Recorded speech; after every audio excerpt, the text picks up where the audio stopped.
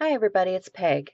And this morning I did a stream with Shell C, that's Paper Octio Studio, and we were doing journal making. And this is the journal that I made in that video, and you can go out and watch that. But then I'm also doing a collaboration with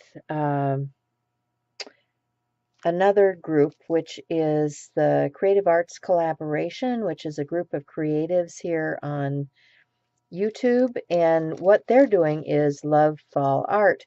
And I have my first video for that. I'll put a link over here somewhere in the corner so that you can find that one. But I did not get finished all the things that I wanted to do this morning, so I'm going to continue on with my fall art. And I have some things that I wanted to do because we were journal making. And so what I'm using here is some heat and bond, and I have a journal cover that I put the heat and bond on. And then I'm going to adhere some fabric. This is some, I got these fat quarters, I think they call them, at Tuesday morning. They were, sale items at Tuesday morning. And I thought these were a pretty color combination with the turquoise and yellow and blue. And I thought, well, okay, that's going to make a pretty cool cover for a journal. It's got a lot of funky stuff on, and I can still splash paint and do whatever I want to do. So what I'm going to do is I have my boards that I'm making this out of already here, and I'm just going to take some scissors and trim this out a little bit better. This is that heat and bond that I put on the front surface of my boards. And then I'm going to peel off the cover to reveal the stuff that's going to stick down. And I'm going to take my fabric and apply that to the front of my journal here. So this comes off, and this goes down, and then I have a craft iron ready. Just going to lay that down like so, make sure everything is covered. And I have this is a quilting pad. You see it's got the stuff on the underside, and then this is the ironing side of it. And you can get them from the sewing store or craft store, Joann's, any of those. And so then what you're going to do is you're going to heat set the fabric onto the journal cover. Oops, that moved.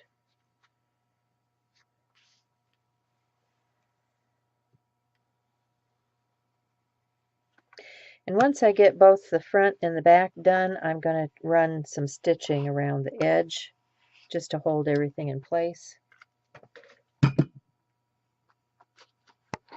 So flip this over. I've got another piece of heat bond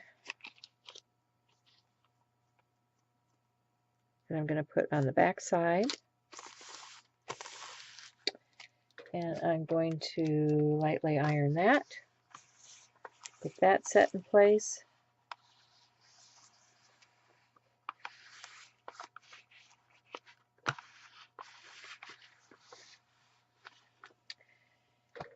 And then I have another piece of coordinating fabric. See if I can peel this without pulling it off. Okay. I have another piece of coordinating fabric here that I'm going to set on my chipboard, cardboard, whatever you have. Could be an old cereal box, whatever you want to use. and just iron that down.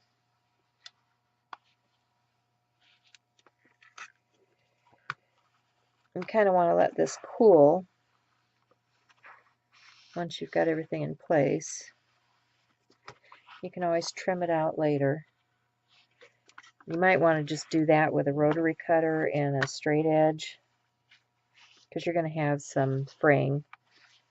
And what you could do also, if you really want to bind the edges, you could get some of that ribbon type binding that they use on the edge of blankets, and just do a blanket binding on there.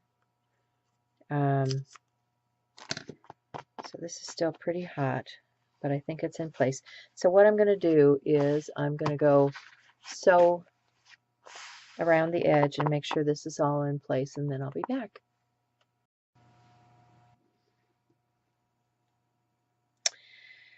So I've trimmed this out, and now I'm going to, I decided that I had this blanket binding, but it's way too big and I'd have to alter it, and I thought, no, I'm just going to use some washi tape.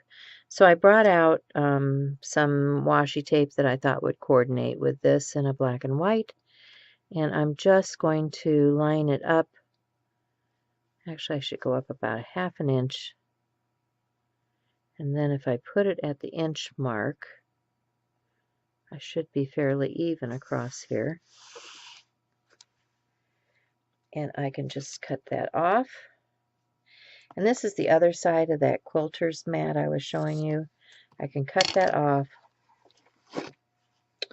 flip it over, and just adhere this before I go to the sewing machine.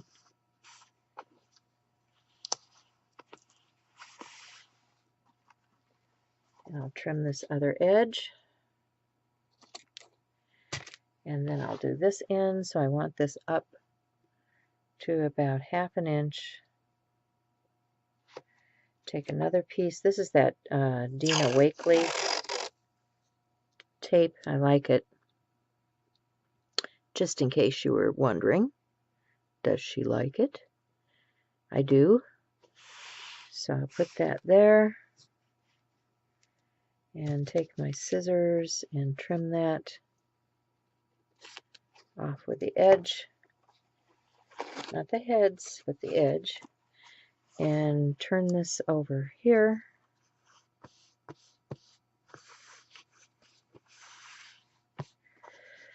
And then we've got 2 more sides.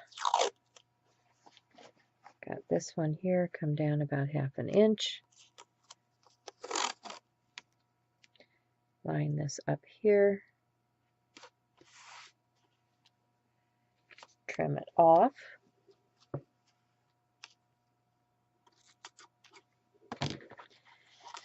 And fold that in.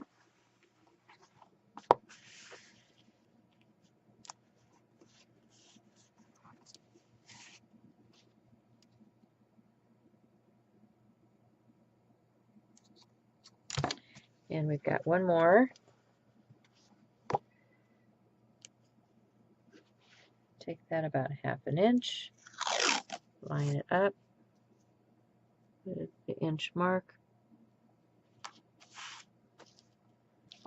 Trim that off.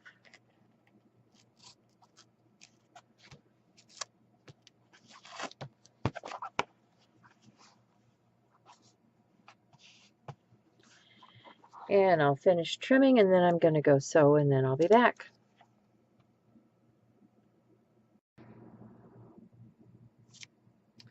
So what I'm doing now is I have a template here for the size of paper, and I'm cutting off the excess from some already painted papers that I have,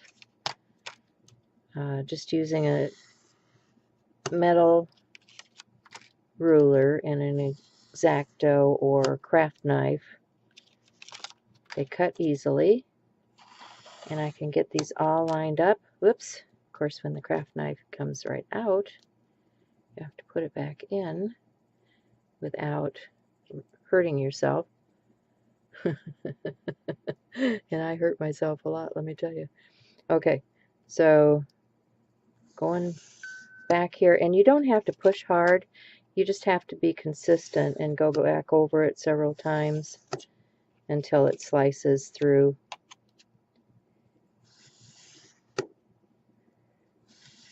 Because you will get down through the layers eventually.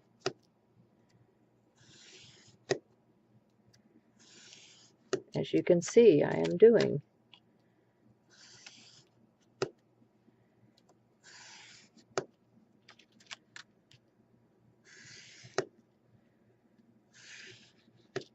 Just be careful because you're working with sharp instruments here. Don't want to send anybody to the hospital. And I have a, you see I have a clip on the other end holding things steady, and I'm just pushing down on the ruler and cutting through the layers with my craft knife.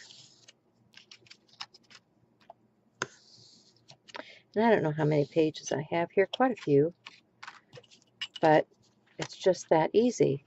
And then I also have, once again, I have where my posts are going to go right here. So I'm going to mark that.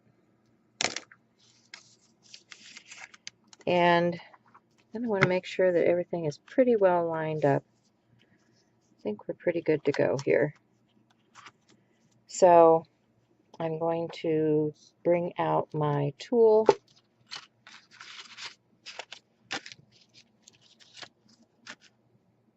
And I have a knockout. This is a good tool to clean this out with. You see the little pieces come out through there. So when it starts to get clogged, you can just poke that in and take your pieces of paper out. Make sure I cover my knife blade so I don't hurt myself. And then I will start punching. And this is going to be kind of like drilling down through the papers.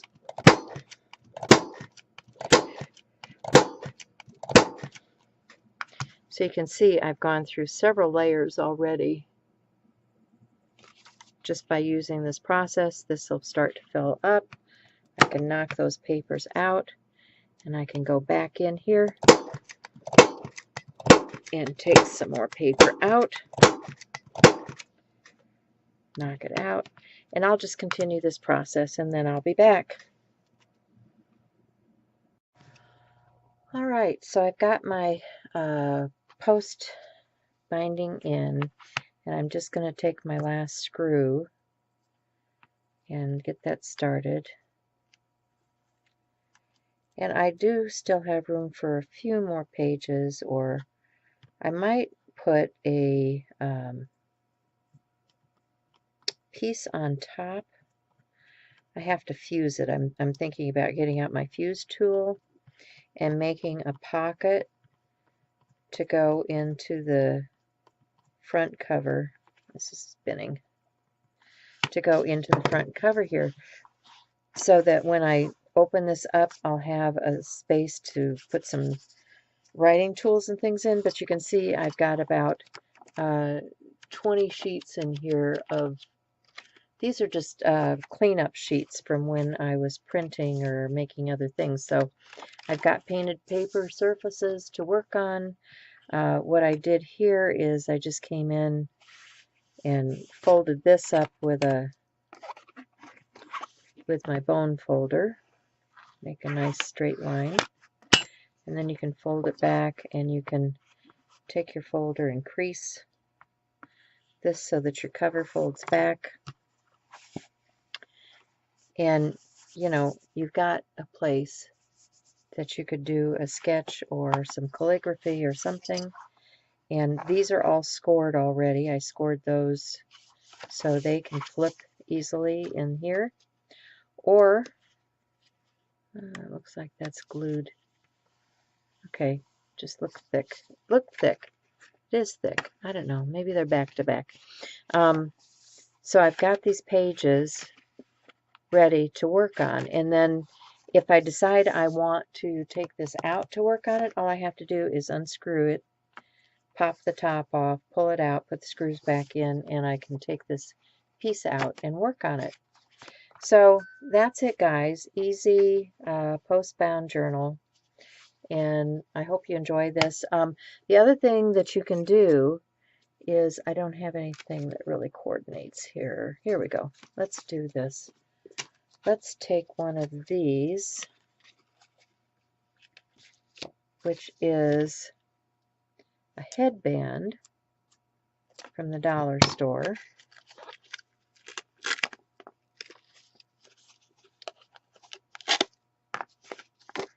And I'm just going to create, I think I need to shorten that up a little bit though. I'm going to, I think what I'm going to do is I'm going to shorten this like right in here. Maybe put a flower or something on it, you know, glue that. And then I'll have a nice little belly band to go around my book to hold it closed. Okay, that's it for me. I hope you go out and watch the other creatives that are making Love Fall Art 2017, and hope to see you again soon. Thanks for stopping by today. Hit that bell if you want notification on my next video, and subscribe if you haven't already. Leave me comments, and you'll get a response. Thanks. Bye.